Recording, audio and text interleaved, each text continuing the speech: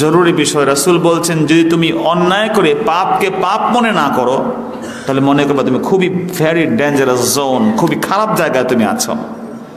আর একজন ব্যক্তি অপরাধ করে ফেলেছে, অপরাধ করে মনে হয়ে গেল আহা আমি এটা করে ফেললাম, মনে রাখতে হবে তুমি বেঁচে গেলা, সুবহানাল্লাহ বলেন। কিন্তু আমার মনে হয় বর্তমান বাংলাদেশে সবার কথা বলছি না, অনেক করছি না, দাম বাড়াচ্ছি কৌশল করে, মানুষকে বিপদে ফেলছি, মানুষকে নিয়ে মজা করছি, দোকান পাটে মিথ্যা কথা বলে মাল বিক্রি করছি, অন্যায় কাজ করে চাকরি নিচ্ছি, অন্যায় ভাবে মানুষকে ফাঁসিয়ে দিচ্ছি, আর এগুলোকে আমরা আমাদের যোগ্যতা মনে করছি ভাইয়েরা। এজন্য প্যারা হাজিরিন প্লিজ আজকে আমাদের বোঝা দরকার যে নবীর সাহাবীরা কেমন ছিলেন, নবীর সাহাবীরা কেমন ছিলেন ভাইরা। নবীর একজন সাহাবী একবার একটা সুন্নত নামাজ ছেড়ে দিলে কেঁদে কেটে বুক ভাসিয়ে দিয়েছেন, সুবহানাল্লাহ। মুআবিয়া রাদিয়াল্লাহু তাআলা আনহু একদিন তিনি তাহাজ্জুদ পড়তে পারেন নাই। কি পড়তে পারেন নাই? তাহাজ্জুদ। এক লোক দেখলো শয়তান খুব খুশি, এটি হাদিসের কথা, আমি বলছি আপনাকে সিরাত থেকে। যখন দেখা গেল শয়তান খুব খুশি, তিনি বললেন কি ব্যাপার এত খুশি কেন শয়তান? তখন শয়তান বলল খুশি এ কারণে যে আমি মুআবিয়া ইসলাম গ্রহণ। কি রে ভাই এরকম করেন কেন আপনি?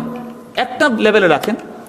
আচ্ছা, তো রাসূল ইসলাম এর সাহাবী আমিরে মুআবিয়া রাদিয়াল্লাহু তাআলা আনহু, তিনি অনেকগুলো সমস্যা, কোনটা ঠিক করে বলেন তো। দেখেন আমিরে মুআবিয়া রাদিয়াল্লাহু তাআলা, এটা বাতাস লাগবে না, মুআবিয়া রাদিয়াল্লাহু তাআলা আনহু তিনি ইসলাম গ্রহণের পরে নেভার এভার কোনোদিন তাহাজ্জুদ ছাড়েন নাই, সুবহানাল্লাহ বলবেন না?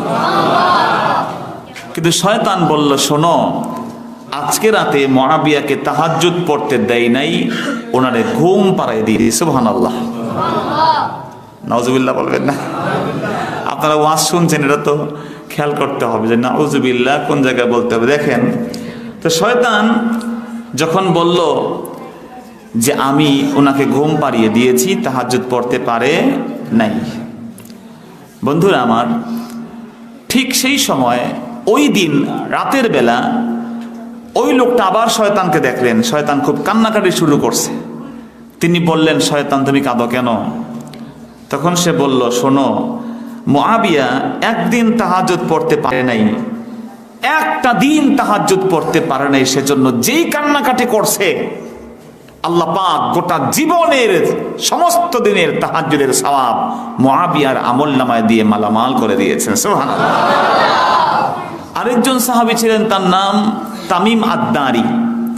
এই ছোট্ট ভাই বলো কি নাম? তামিম আদ-দারি রাদিয়াল্লাহু আনহু। উনি অত্যন্ত উঁচু মাপের সাহাবী ছিলেন নবীর।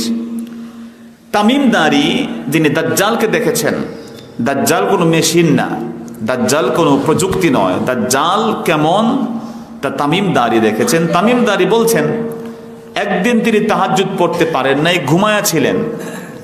তাহাজ্জুদ ফরজ না, ওয়াজিব না, সুন্নত নামাজ, ঠিক কিনা বলেন?